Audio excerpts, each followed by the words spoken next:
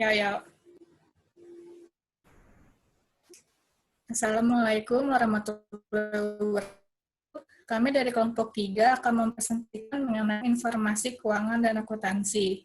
Sebelumnya, kelompok kami terdiri dari Ade Fadila, Dinda Tasya Nabila, Rifa Fauziah, Zakita Panistiara, dan Zafira Salsabila.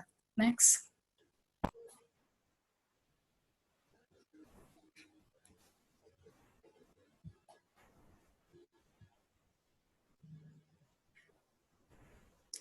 Berikut adalah outline dari presentasi kami. Next.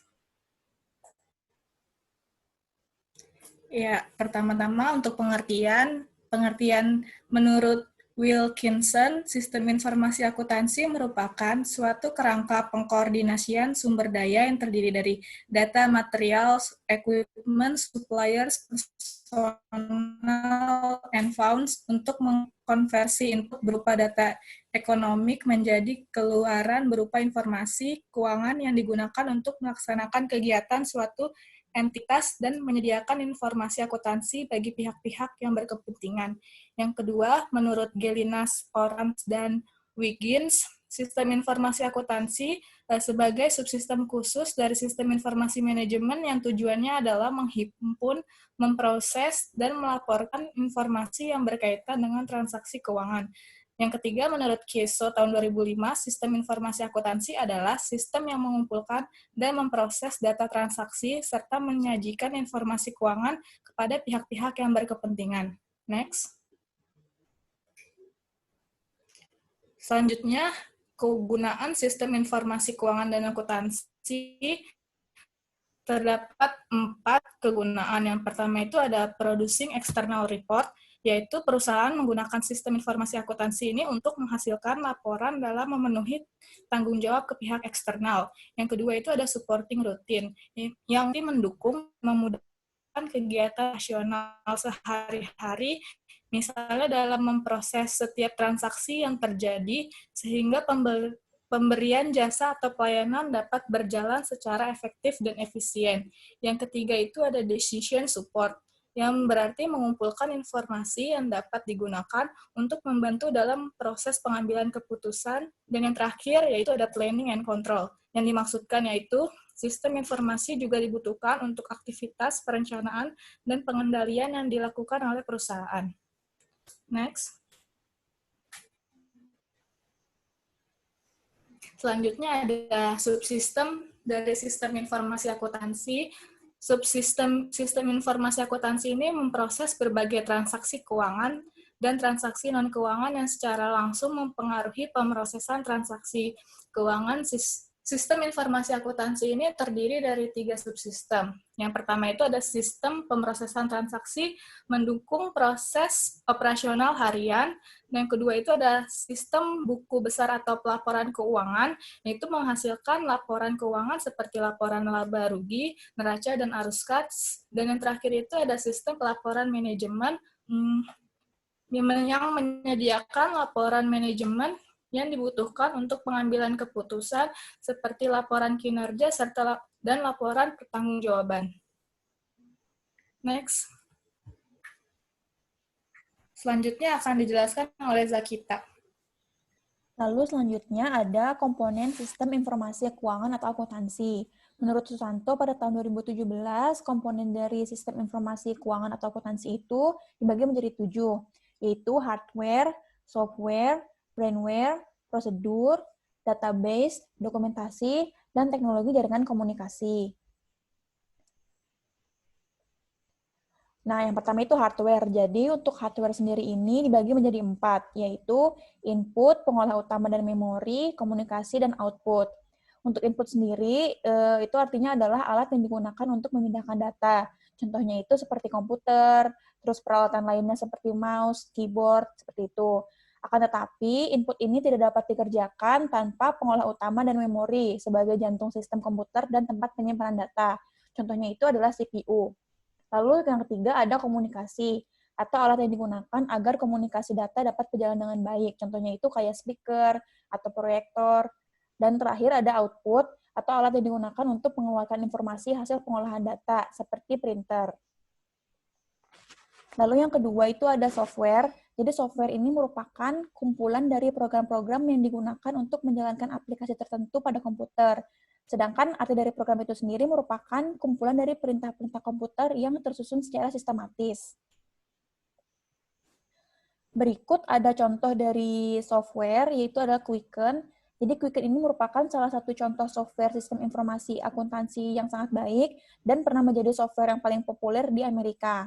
Akan tetapi, Quicken ini sulit diterapkan di Indonesia karena data-data yang diinput atau yang dimasukkan itu seringkali tidak sesuai dengan kebutuhan dan kebijakan perusahaan di Indonesia. Yang selanjutnya itu ada brainware atau sumber daya manusia, yang merupakan sumber daya yang terlibat dalam pembuatan sistem informasi, pengumpulan dan pengolahan data, pendistribusian dan pemanfaatan informasi yang dihasilkan oleh sistem informasi.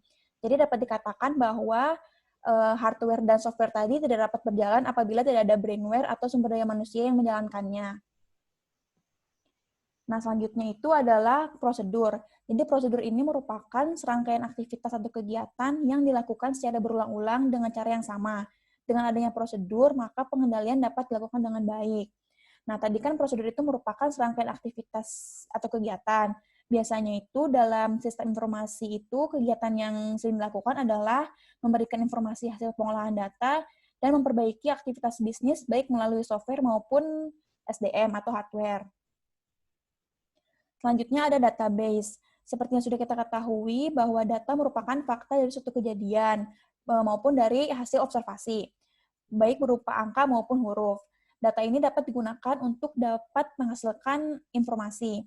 Nah, sedangkan database itu merupakan kumpulan dari data-data yang tersimpan di dalam media penyimpanan di suatu perusahaan atau di dalam komputer.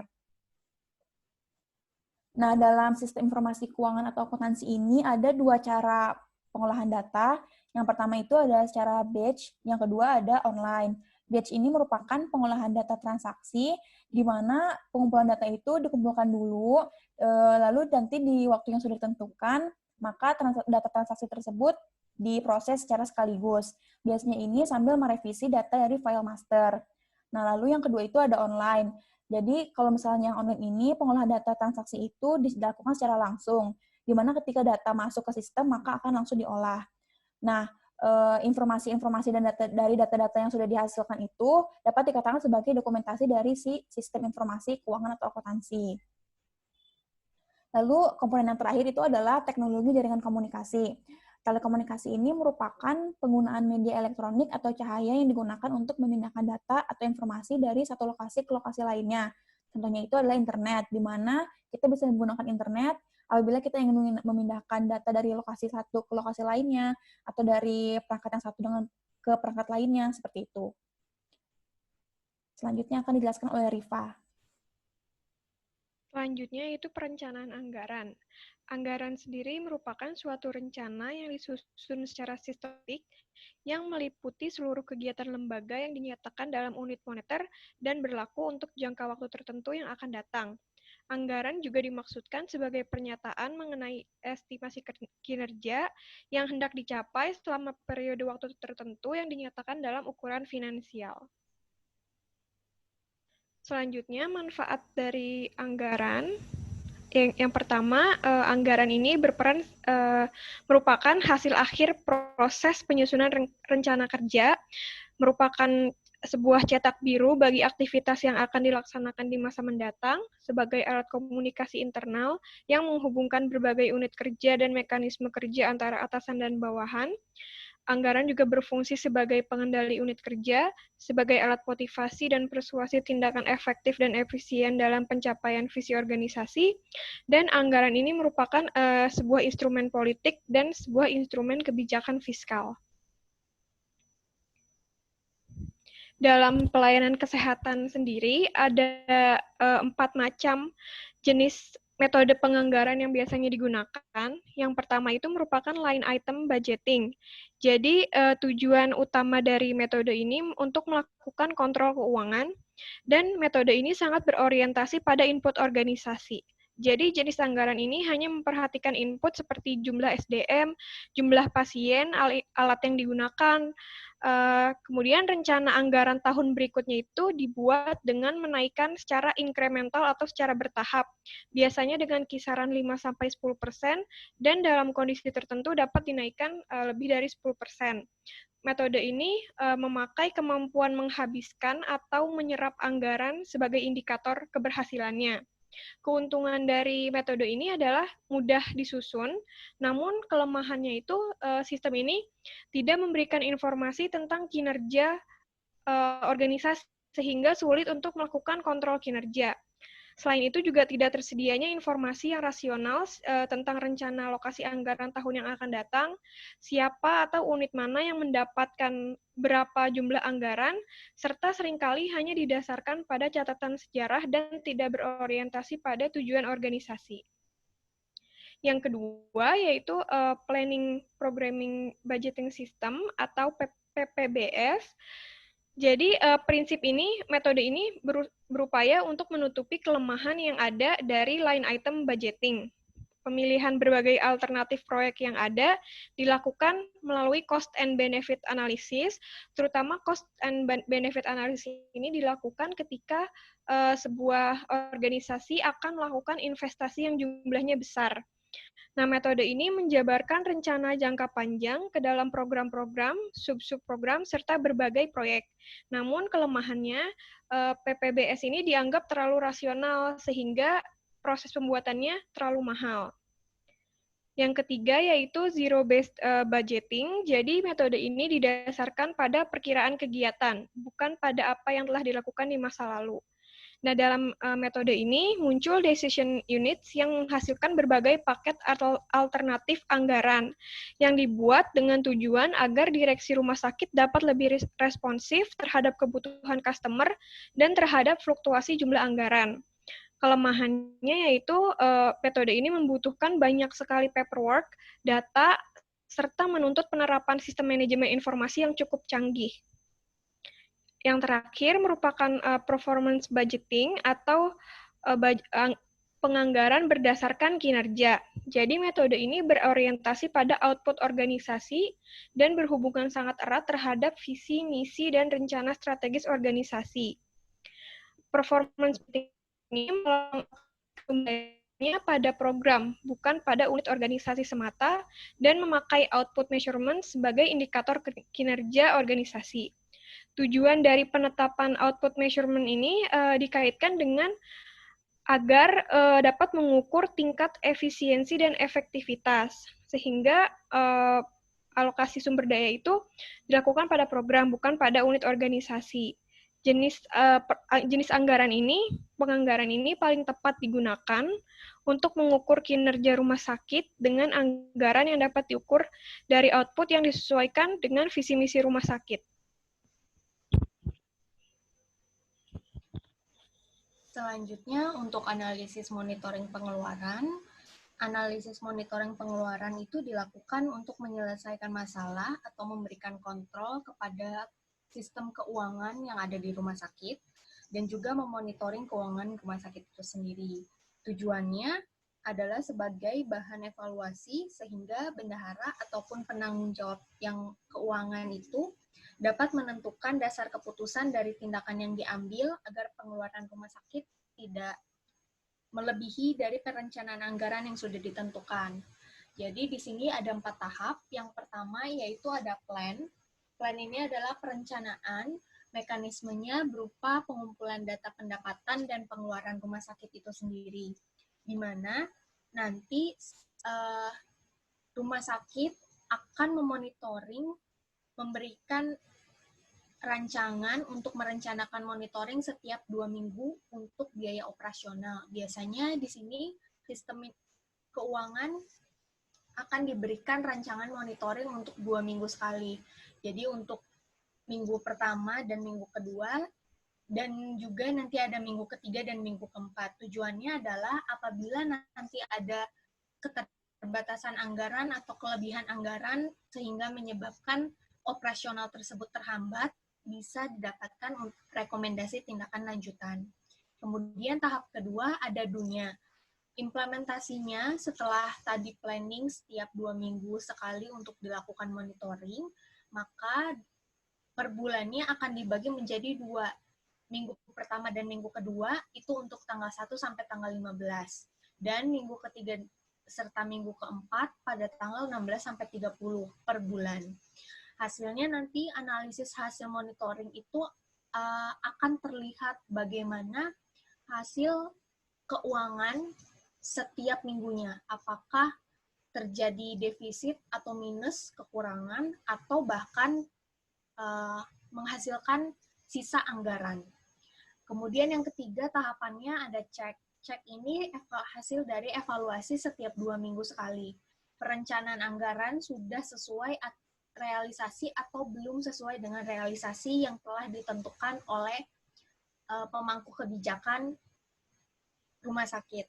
Kemudian yang terakhir ada action-nya. Action ini berupa tindakan, rekomendasi tindakan dari hasil evaluasi sendiri. Ada 3 kategori tindakan. Yang pertama, jika pengeluaran tidak melebihi perencanaan anggaran atau terdapat sisa anggaran, maka sisa anggaran tersebut dapat digunakan ke pos lain. Rancangan kedua, jika pengeluaran minggu ke-1 dan kedua melebihi anggaran, manajemen atau pemangku kebijakan, pemutus kebijakan akan melakukan rekomendasi tindakan. Apakah sisa anggaran tersebut dapat dialihkan ke pos lain atau tidak. Tapi apabila pengeluaran melebihi anggaran yang telah ditentukan pada minggu ketiga dan keempat, biasanya manajemen akan merekomendasikan tindakan bisa selain penambahan modal dari pos lain atau bahkan melakukan peminjaman dari unit-unit yang dapat menyediakan pinjaman seperti bank ataupun sumber pendapatan dari luar rumah sakit. Next. Berikut contohnya, yaitu ada langsung ke tahap kedua yang do. Implementasinya dapat dilihat pada tabel berikut. Pada minggu pertama dan minggu kedua, itu ada 2 pos anggaran, di mana pos anggaran yang mengalami minus kekurangan yaitu biaya operasional, yang seharusnya dianggarkan sebesar kurang lebih 39 juta, namun pengeluarannya melebihi batas anggaran yang sudah dianggarkan, yaitu 41 juta, sehingga mengalami kekurangan anggaran sebesar minus 2 juta. Pada minggu ketiga dan keempat, itu ada pos farmasi yang mengalami kekurangan anggaran, bisa dilihat minus 1.516.680. Next. Berikut tahap ceknya. Hasil dari evaluasi tiap 2 minggu sekali ini akan mendapatkan hasil apakah anggaran yang sudah direncanakan akan sesuai dengan implementasi yang sudah direncanakan atau bahkan melebihi dari anggaran. Sehingga akan terlihat apabila pada minggu ke-1 dan minggu kedua, pada pos anggaran biaya operasional, statusnya tidak sesuai karena mengalami kekurangan anggaran sebesar di mana minggu ketiga dan minggu keempat terdapat juga hasil kurang anggarannya sebesar minus 1,5 juta. Hal ini menyebabkan ketidaksesuaian pada pos anggaran di farmasi. Next. Ini tahap terakhir untuk analisis monitoring pengeluaran. Pada tahap action ini akan terlihat apakah manajemen atau pemangku kebijakan rumah sakit akan melakukan tindakan pada ketidaksesuaian implementasi anggaran di minggu pertama dan minggu kedua pada pos anggaran biaya operasional. Karena di sini terlihat hasilnya itu minus atau melebihi dari anggaran, sehingga tindakan pertama, apakah perlu mengurangi pengeluaran, atau tindakan kedua, tidak perlu melakukan tindakan. Untuk tindakan kedua, bisa jadi pos anggaran biaya operasional ini dapat tertutupi dari pos anggaran biaya di unit lain, entah itu farmasi ataupun ditutupi dari unit-unit lain yang memiliki pos anggaran tidak minus.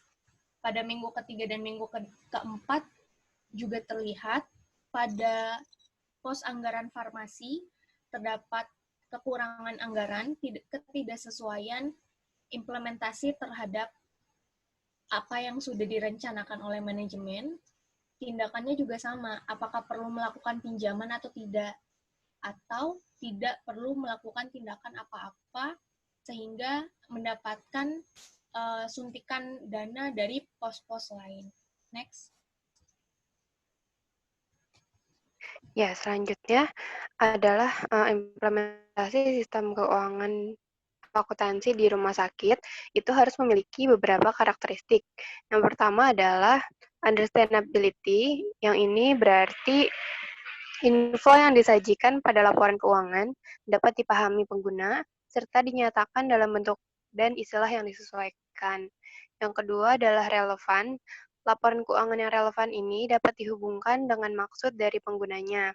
Ciri-cirinya itu yang pertama adalah feedback value. Ini berarti informasi bisa digunakan untuk menegaskan atau mengoreksi ekspektasi di masa lalu. Kedua adalah punya manfaat prediktif, lalu tepat waktu, dan lengkap informasi yang mencakup semua info akuntansi yang bisa mempengaruhi pengambilan keputusan. Karakteristik ketiga adalah reliability atau keandalan, berarti info dalam laporan keuangan bebas dari pengertian yang menyulitkan dan kesalahan material. Penyajian fakta secara jujur, serta dapat diverifikasi dan sesuai kebutuhan, tidak berpihak pada kebutuhan pihak tertentu. Yang keempat adalah comparability. Ini berarti informasi yang termuat di laporan keuangan lebih berguna jika bisa dibandingkan dengan laporan keuangan dari periode sebelumnya. Next. Ini adalah sistem akuntansi rumah sakit yang digunakan secara terintegrasi, yaitu meliputi penganggaran, penatausahaan, dan akuntansi. Nah, output dari sistemnya, yang pertama itu yang penganggaran. Yang pertama, outputnya membuat rincian pendapatan dari pendapatan.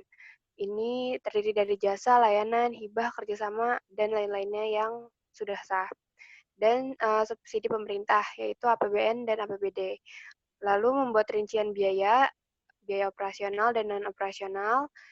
Lalu membuat rincian biaya berdasarkan jenis anggaran belanja, pegawai, belanja barang, dan belanja modal. Dan yang terakhir membuat ringkasan biaya berdasarkan program dan kegiatan. Lalu untuk penatausahaan, outputnya adalah pembuatan surat perintah pembayaran. Lalu kedua, pembuatan surat perintah membayar. Yang ketiga, pembuatan surat pertanggungjawaban. Dan akuntansi outputnya adalah membuat jurnal umum, dari tutup buku, penyesuaian persediaan, serta aset tetap, lalu posting buku besar umum. Ketiga, posting buku besar pembantu, dan menyiapkan laporan keuangan dari neraca, laporan operasional, perubahan ekuitas, arus kas, catatan atas laporan keuangan. Next. Untuk sistem akuntansi rumah sakit ini biasanya menggunakan pemrograman berbasis web dengan bahasa pemrograman PHP dan menggunakan database penyimpanan data. Nah, yang pertama ini adalah bahasa pemrogramannya itu PHP. PHP itu adalah skrip untuk membuat suatu aplikasi yang terintegrasi ke dalam HTML. Nah, secara khusus PHP ini dirancang untuk membentuk web itu menjadi dinamis. Artinya, dapat membentuk suatu tampilan berdasarkan permintaan dari penggunanya. Misalnya, menampilkan isi database ke halaman web dengan bantuan dari perangkat lunak. Next, perangkat lunaknya ini yang digunakan itu untuk mengelola dan memanggil query database disebut sistem manajemen basis data atau database management system atau disingkat DBMS. Nah, DBMS ini adalah sistem yang secara khusus dibuat untuk memudahkan pemakainya dalam mengelola database. Contoh yang sering digunakan itu adalah MySQL. MySQL ini adalah salah satu jenis database server yang cukup terkenal Nah, MySQL ini bisa menerima data yang cepat, multi-user, dan menggunakan perintah standar SQL. Nah, MySQL ini berbentuk database relational atau disingkat RDBMS. Sekian presentasi dari kami. Terima kasih. Wassalamualaikum warahmatullahi wabarakatuh.